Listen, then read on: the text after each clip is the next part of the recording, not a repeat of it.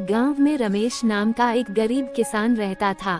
उसके पास खेती के लिए बहुत थोड़ी सी जमीन थी।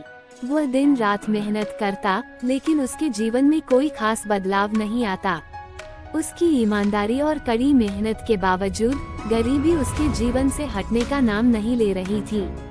फिर भी रमेश कभी शिकायत नहीं करता और न ही दूसरों की चीजों पर लालच करता। एक दिन रमेश अपने खेत में काम कर रहा था कि अचानक उसे जमीन में कुछ चमकती हुई चीज दिखाई दी। उसने पास जाकर देखा तो वहाँ एक बड़ा सा घड़ा था। उसने उस घड़े को उठाया और खोलकर देखा तो उसकी आंखें चमक उठी। घड़ा सोने के सिक्कों से भरा हुआ था। रमेश ने पहले सोचा कि अब उसकी सारी समस्याएं खत्म हो जाएंगी, लेकिन थोड़ी ही देर में उसके मन में एक विचार आया, ये घड़ा मुझे यही जमीन में मिला है।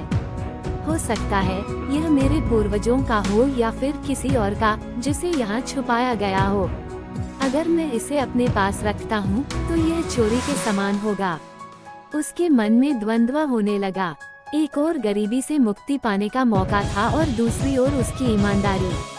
बहुत सोचने के बाद रमेश ने फैसला किया कि वह इस घड़े को गांव के मुखिया के पास ले जाएगा और सच सच बता देगा।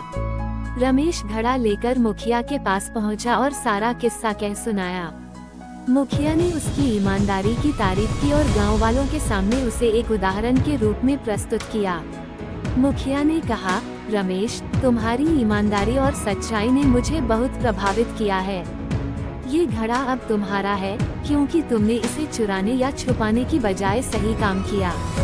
रमेश की आंखों में खुशी के आंसू आ गए। उसने घड़े को स्वीकार किया, लेकिन उसने अपने नए धन का उपयोग केवल अपने परिवार और गांव की भलाई के लिए किया। उसने उस धन से एक स्कूल बनवाया और गांव के गरीब बच्चों की शिक्षा के लिए व्यवस्था की। कुछ ही समय में रमेश की ईमानदारी और परोपकार की चर्चा दूर दूर तक फैल गई। लोग उसकी इज्जत करने लगे और उसके पास धन के साथ साथ आत्मिक शांति भी आई।